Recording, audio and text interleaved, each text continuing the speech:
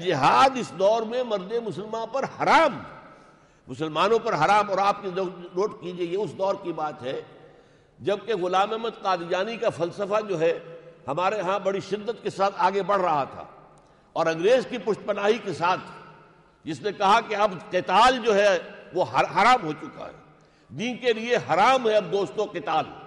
اس نے تو قتال کو حرام کہا بدبخت نے، لیکن ہمارے علماء بھی پیچھے نہیں رہے، انہوں نے بھی جہاد کے معنی ایک پہلے تو قتال بنا دیے، اور قتال ہر وقت ہوتا نہیں، لہذا گویا کہ جہاد ایک جزوی حقیقت بن کر رہ گیا۔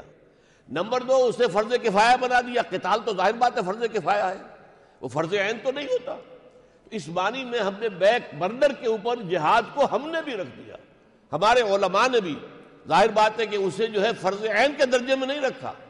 اگر مقصد پیش نظر یہ ہو کہ ہم اللہ کی زمین پر اللہ کا کلمہ سربلند کرنا ہے تو وہ تو 24 گھنٹے کا جہاد ہوگا، وہ تو ہر وقت کا جہاد ہے۔ اور وہ جو مکے میں 12 برس جہاد ہو رہا تھا، جس کو قرآن نے کہا ہے فَلَا تُطِعِ الْكَافِرِينَ وَجَاهِدْهُمْ بِهِ جِهَادًا كَبِيرًا، اے محمد صلی اللہ علیہ وسلم آپ ان کافروں کی باتوں میں نہ آئیے اور اس قرآن کے ذریعے سے جہاد کیجئے، جہاد کبیر۔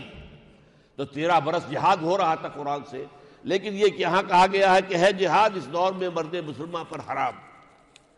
اب یہ دوسرا مشیر کہتا ہے خیر ہے سلطانی جمہور کا غوغا کے شر، تو جہاں کے تازہ فتنوں سے نہیں ہے باخبر۔ یعنی پہلے مشیر سے وہ کہہ رہا ہے کہ تجھے اندازہ نہیں ہے کہ بہت بڑا فتنہ دنیا میں آ چکا ہے، اب تو سلطانی جمہور کا دور آ گیا، اب عوام اگر شہنشاہ بن جائیں گے، بادشاہ بن جائیں گے، اگر ان کے ہاتھ میں ساورنٹی آ جائے گی تو ہماری ابلیسیت کا کہاں رہے گی، ہمارا نظام تو درہم برہم ہو جائے گا۔ اب یہ پہلا مشیر ہے، اور یہ بند جو ہے انتہائی اہم ہے سمجھنے کے لیے۔ یعنی میں باخبر ہوں، مگر میری جہاں بینی بتاتی ہے مجھے جو ملوکیت کا ایک پردہ ہو کیا اس سے خطر۔ ہم نے خود شاہی کو پہنایا ہے جمہوری لباس، جب ذرا آدم ہوا ہے خود شناس و خود نگر۔ اس بات کو سمجھ لیجئے۔ دیکھیے جو بادشاہی جب خدائی کا دعویٰ لے کر سامنے آتی تھی وہ ایک فرد ہوتا تھا، فرعون، الیس لی ملک مصر وہذہ الانہار تجری من تحتی، کیا مصر کی بادشاہت میری نہیں ہے، اور کیا یہ سارا آبپاشی کا نظام میرے کنٹرول میں نہیں ہے۔ اسی طریقے سے آپ کو معلوم ہے حضرت ابراہیم کا جس سے مجادلہ ہوا نمرود، وہ کیا تھا، وہ کہتے تھے ہم حاکم ہیں انفرادی حیثیت میں۔ اس کا کیا مطلب ہے؟ اصل میں حاکمیت تو سروری زیبا فقط اس ذات بے ہمتا کو ہے، حکمراں ہے ایک وہی، باقی بتان آزری۔ اللہ کے سوا کسی کی بھی حاکمیت مانی جائے وہ کفر ہے، وہ بدترین شرک ہے، اور اس دور کا سب سے بڑا شرک یہی ہے کہ ہم اللہ کی حاکمیت کے بجائے عوامی حاکمیت کا جو ہے وہ ڈھڈورا پیٹیں اور اس کو قبول کریں۔ تو ہم نے کیا کیا ہے، اب بڑا لطیف بات بتا رہا ہوں آپ سے، کہ اگر ٹنوں وزن کی نجاست فرعون کے سر پر رکھی تھی، اب انہوں نے کیا کیا ہے، تولا تولا سب میں بانٹ دو۔ انسانی حاکمیت ایک فرعون میں تھی، اب افراد کے اندر تقسیم کر دو۔ بظاہر بات ہے کفر تو جو کا تو رہا، وہی کفر ہے، وہی شرک ہے۔ وہ حاکمیت عوام کی ہو گئی، وہ حاکمیت ایک فرد کی تھی۔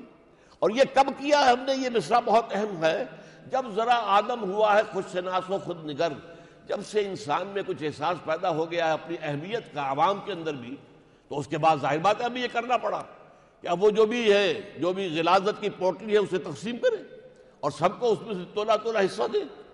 تو یہ بات در حقیقت اس کو سمجھ لیجئے، اور یہ بھی جان لیجئے یہ انسان کو خود نگری اور خود شناسی کس نے عطا کی ہے، یہ دین ہے محمد الرسول اللہ کی صلی اللہ علیہ وسلم۔ وہ جو علامہ اقبال نے کہا ہے the republic form of government is very close to Islam، اس کا تصور دینے والے تو خود حضور ہے صلی اللہ علیہ وسلم۔ امرہم شورا بینہم، ان کا معاملہ تو سارا باہمی مشورے سے طے ہوگا، کوئی حاکم نہیں، حاکم صرف ایک ہے، وہ اللہ ہے، باقی سب اس کے نائب ہیں، اس کے خلیفہ ہیں، تم اپنے میں سے خلیفہ کو چن لو۔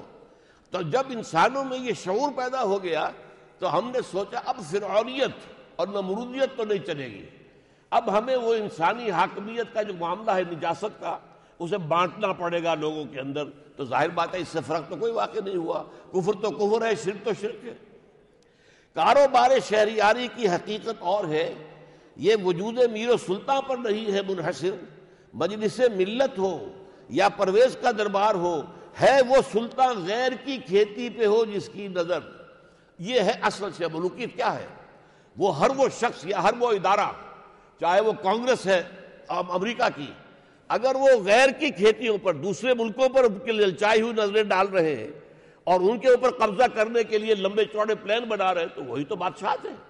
ملوکیت اور کس شے کا نام ہے وہ سلطان غیر کی کھیتی پہ ہو جس کی نظر. جو بھی اپنے جو ہے اور لوگوں کو اپنا غلام بنا کر اپنی ریونیوز کے اندر اضافہ کرنا چاہتے ہو، ظاہر بات ہے وہی تو بادشاہ ہے. ملوکیت تو جو کہ تو موجود ہے. تو نے کیا دیکھا نہیں مغرب کا جمہوری نظام، چہرہ روشن اندروں چنگیز سے تاریخ تر. یہاں پہ جو لفظ مغرب کا جمہوری نظام آیا وہ خاص طور پر ہے. مغرب میں جو جمہوری نظام آیا ہے اس کے بارے میں یہ نوٹ کیجئے کہ یہاں اس میں دو چیزیں ملی ہوئی ہیں، ڈیموکریسی اور کیپٹلزم. اس کیپٹلزم نے اس ڈیموکریسی کے اندر جو خیر ہے اس کو ختم کر کے رکھ دیا، برباد کر دیا. اس لیے کہ آج امریکہ کی جو جمہوریت ہے وہ کیا ہے؟ وہ در حقیقت وہ تو ڈکٹیٹرشپ آف دی کیپٹلسٹ ہے. اس لیے کہ ظاہر بات ہے وہاں الیکشن کون لڑ سکتا ہے؟ کوئی بلینئر نہ ہو تو الیکشن لڑے گا. یہ تو سارا انہی کا رواج ہے، انہی کا باپ، انہی کا در حقیقت یہ جو میوزیول چیئرز گیم ہے جو ہمارے ہاں جاگیرداروں کی ہے، وڈیروں کی ہے، وہ وہاں پر جو ہے سرمایہ داروں کی ہے. تو در حقیقت یہ تو وہی ملوکیت کا جو سب سے زیادہ جو ہے جناؤنا چہرہ وہ اس کے اندر چھپا ہوا ہے.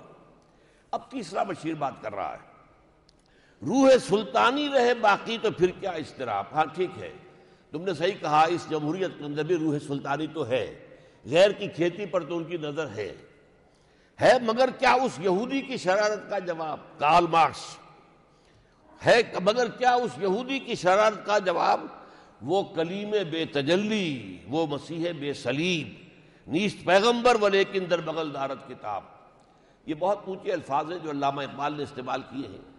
اس میں کوئی شک نہیں کہ کارل مارکس کے فلسفے نے جس طریقے سے اپنا لوہا منوایا اور جس طرح اس نے لوگوں کے ذہنوں کو پوزیس کیا اور جس طریقے سے اس کی بنیاد پر ایک انقلاب آیا، بولشوک ریولیوشن، اور پھر اس کا سیلاب آ رہا تھا، بڑھ رہا تھا. علامہ کے انتقال کے وقت 1936-37 جو ہے اس میں تو بڑا طوفان آگے بڑھ رہا تھا. یہ تو حیرت ناک بات ہے کہ علامہ کو معلوم ہو گیا تھا کہ چلنے والی چیز نہیں ہے. لیکن یہ ہے کہ اس وقت جو اس کا ریلا تھا، جو کبھی ہمارا ہوتا تھا کہ تھمتا نہ تھا کسی سے سیل رواں ہمارا، وہ اصل میں کمیونزم کے سیل رواں جاری تھا. نیز پیغمبر ولیکن در بغل دارت کتاب، داس کیپیٹل، وہ کتاب اس کے پاس ہے جس نے لوگوں کے ذہنوں کو مسخر کر لیا ہے. کیا بتاؤں کیا ہے کافر کی نگاہ پردہ سوز، مشرق و مغرب کی قوموں کے لیے روز حساب. اس سے بڑھ کر اور کیا ہوگا طبیعت کا فساد، توڑ دی بندوں نے آقاؤں کے خیموں کی تناب. یہ عام لوگ اٹھ کھڑے ہوئے، انہوں نے جو ہے جو لارڈز تھے اور جو حاکم تھے ان کے خیمے گرا دیے اور ایک انقلاب برپا کر دیا. یہ تو گویا کہ ہمارے اعتبار سے ہمارا جو ابلیسی نظام ہے دنیا کے اندر اس کے لیے تو بہت بڑا خطرہ ہے. چوتھا مشیر کہتا ہے، توڑ اس کا رومت الکبریٰ کے ایوانوں میں دیکھ، آل سیزر کو دکھایا ہم نے پھر سیزر کا خواب. یہ مسولینی کی طرف اشارہ ہے، فاشزم. جس طرح فاشزم اٹھا تھا اور جس طریقے سے اس نے دونوں نظاموں کو چیلنج کیا تھا، اس کے طرف اشارہ ہو رہا ہے. کون بحر روم کی موجوں سے ہے لپٹا ہوا، گاہ بالت چوں صنوبر گاہ نالت چوں رباب. کبھی وہ تقریر کرتا تھا نہایت جوش والی، کبھی وہ آگے بڑھتا تھا طوفانی انداز میں. گاہ بالت چوں صنوبر گاہ نالت چوں رباب. اس کے بارے میں ایک اور نظم میں جو علامہ اقبال نے بات کہی ہے کہ جب مسولینی پر اعتراضات کیے گئے کہ تم یہ کیا کر رہے ہو، تم نے ابھی حبشہ پر حملہ کر دیا، اس سے تم نے فتح کر دیا، یہ کیا ظلم تم نے شروع کیا ہے، تو اس نے جو جواب دیا تھا وہ سنیے. میرے سودائے ملوکیت کو ٹھکراتے ہو تم نے کیا توڑے نہیں کمزور قوموں کے زجاج.